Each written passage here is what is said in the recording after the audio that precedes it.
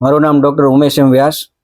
મદદનીશ સંશોધન વૈજ્ઞાનિક, મુખ્ય તેલીબિયા સંશોધન કેન્દ્ર જૂનાગઢ કૃષિ યુનિવર્સિટી ખાતે પેથોલોજીસ્ટ તરીકે ફરજ બજાવું છું અને તેલીબિયામાં ખાસ કરીને જે રોગો આવે છે એના ઉપર સંશોધનનું મારું મુખ્ય કામ છે. તો આજનો જે આપણો વિષય છે એ વિષય છે આપણે અફ્લાટોક્સિન મગફળીમાં જે આવે છે એને માટેનો, કે મગફળીમાં જે અફ્લાટોક્સિન આવે છે કઈ રીતે આવી શકે છે અને એને અટકાવી કઈ રીતે શકાય, અને અફ્લાટોક્સિન વાળી મગફળી આપણે એક્સપોર્ટ થાય છે તો એના નિયાત ઉપર કયા કયા પરિબળો અસર કરે છે અને એને આપણે અટકાવવું હોય તો કઈ રીતે અટકાવી નિકાસ વધારી શકીએ, અને નિકાસ વધારવાથી આપણે એના ભાવ પણ પૂરા મળે અને અહીંયા જે ભાવ ડાઉન થયા છે એ ભાવમાં પણ થોડો ઘણો સુધારો થાય. તો સૌપ્રથમ વાત કરીએ આપણે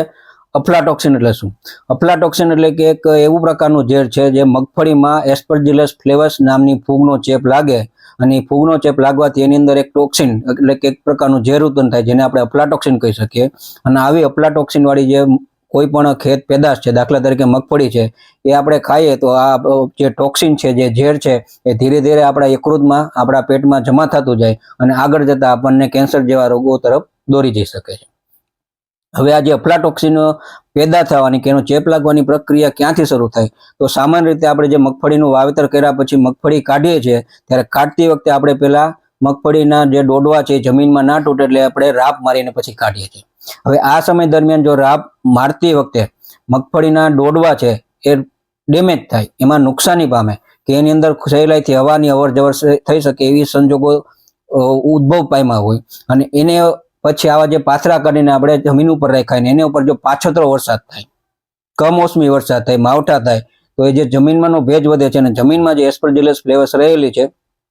એનો સીધો ચેપ આપણે આ મગફળીમાં લાગે છે અને ધીરે ધીરે એની અંદર અફ્લાટોક્સિન ઉત્પન્ન થવા માંડે છે. એટલે આના માટે આપણે જૂનાગઢ કૃષિ યુનિવર્સિટીની અને આપણે જે ICR ક્રીડા છે, ઇક્રીસેટ છે, ત્યાંની બધાની એવી ભલામણ છે કે આપણે મગફળી ઉપાડી લીધા પછી એના જો પાથરા બનાવવાના થાય તો પાથરા હંમેશા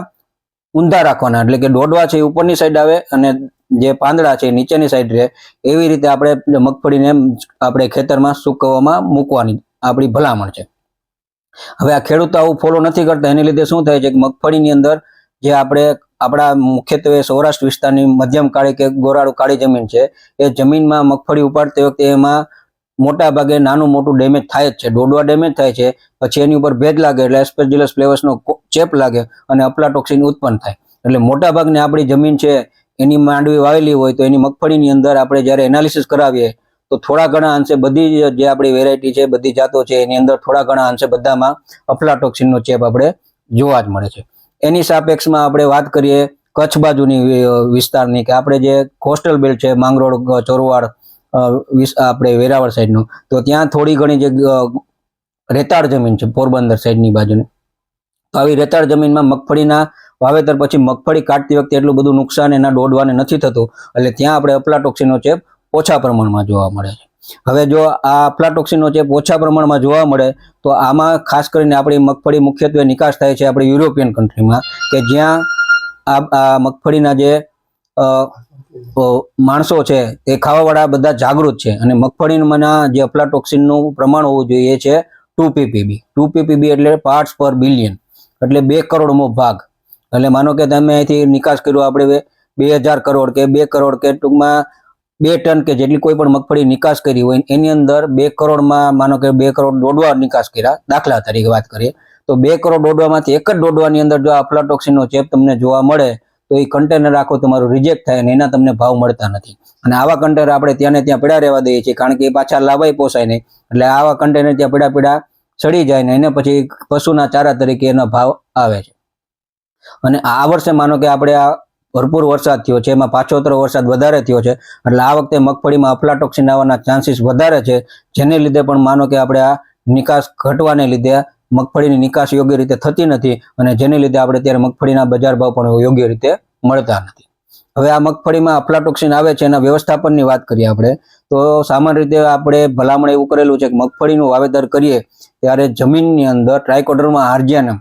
2.5 કિલો આપણે 1 હેક્ટર લેખે 250 કિલો એરંડીના ખોળમાં 2.5 કિલો ટ્રાઇકોડર્મા આર્જિયાનમ ભેળવી વાવતી વખતે જમીનમાં ભેજ હોય ત્યારે ટ્રાઇકોડર્મા આર્જિયાનમ જમીનમાં આપી દેવું. આ ટ્રાઇકોડર્મા આર્જિયાનમ પણ એક પ્રકારની ફૂગ છે, જે નુકસાનકારક ફૂગ છે, રોગ પેદા કરતી ફૂગ છે, એનું પ્રમાણ જમીનમાં ઘટાડે છે અને આ રીતે જમીનમાં એસ્પરજીલસ ફ્લેવસનું પ્રમાણ ઘટશે તો મગફળીમાં એનો ચેપ લાગવાના ચાન્સીસ ઘટી જશે. અને મુખ્ય આપણે મેં આગળ વાત કરી મુજબ મગફળી ઉપાડતી વખતે દોડવો ડેમેજ ન થાય, દોડવામાં નુકસાન ના થાય તે ખાસ ધ્યાન રાખવાનું. અને દોડવા છે એ જમીનના સીધા સંપર્કમાં ના આવે ને એને ઉપરથી માનો કે વરસાદ પડે તો પણ સીધા જમીનની બાજુ ના રહે ને ઉપરની બાજુમાં રહીને સુકવવાનો પ્રયત્ન કરશું તો આગળ જતા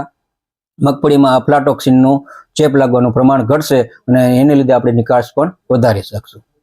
આભાર.